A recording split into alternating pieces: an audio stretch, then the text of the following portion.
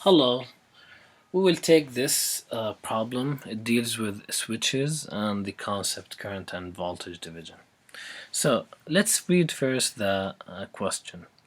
If we look at this circuit has two switches, a switch that works at t equals 0 and the other one the same, but this one opens at time t equals 0, this one closes at t equals 0. We have an independent current source, 3 ampere.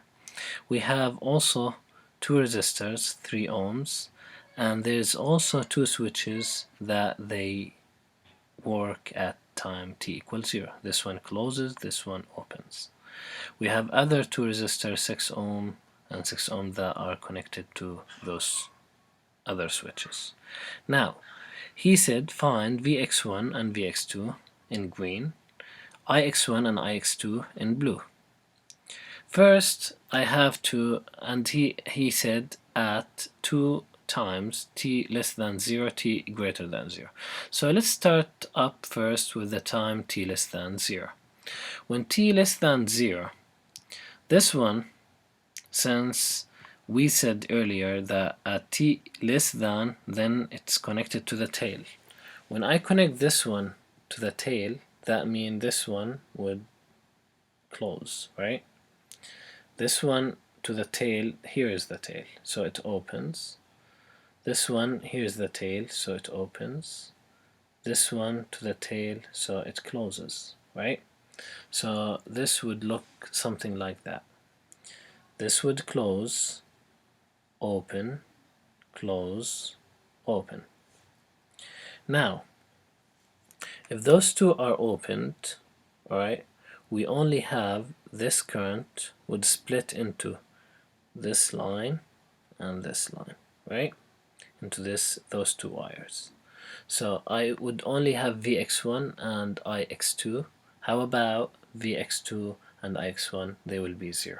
So Vx2 equals 0, Ix1 equals 0.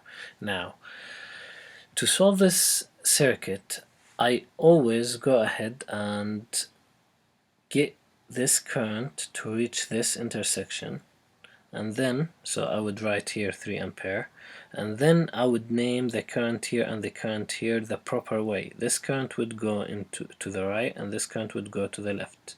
So I would go and name it I1 to the left and I2 to the right. Now, if I could redraw this circuit so it has no inclined wires, that would be perfect. So I would go ahead and draw 3 ampere, it's going up, right? And then this is the resistor with the polarity negative positive, Vx1, and I named I1 to go through Vx1. And then this one I can make it as a straight line here and then another vertical line here, or I can put the resistor on the vertical line and an empty wire here, so this way it looks better. Now, if we look at this one, I can solve for I1 and I2, then use those two, I1 and I2, that I assume to find Ix2 and Vx1. Why do I do that? Because sometime he would give me the current, the requested current into the opposite direction or the wrong direction. So I would know that since 3 ampere is going into node A, it had to split to the right and to the left. So this current I1 would go into the negative, right? The negative polarity side of the resistor, and this is wrong. Usually the current would go into the positive, so I would know that this Vx1 has to be negative. Also here, since I2 is going the opposite way of Ix2, the requested one, then I would know that Ix2 also it's a negative, but they hold the same value. So now I go ahead and find I2 and find I1. Now, if I want to find I1, since there's this node A, this node B, and this current would split into those two resistors, so I can apply the current division concept. I1, which go through the 6 ohm, is equal to 3 ampere times the opposite or the other resistor, which is 3, right, over 3 ampere times 3 over 3 plus 6. This would give you 1 ampere. The same way we would find I2. I2 is times R1 over R1 plus R2, right? Because I2 is here, I multiply it by the 6 ohm over 6 plus 3. That would give you 2 ampere. And it makes sense. Why? Because the 3 ampere would split into 1 ampere to the left and 2 ampere to the right. Okay, now what's the value of Vx1?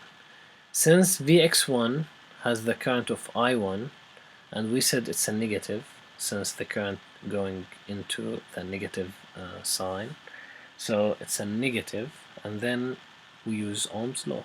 I1 times 6 ohm, 1 times 6 equals 6 volt. So it's 96 volt, negative 96 volt. Now for the other resistor here, I have I2, it's the opposite way of Ix2, but they hold the same value. We don't have to apply Ohm's law. Why? Because this is current, this is current. So we say Ix2 equal negative I2. Since we calculated I2 to have the value of 2 ampere, then Ix2 equal negative 2 ampere. In the next video we will cover that time greater than 0. Stay with us.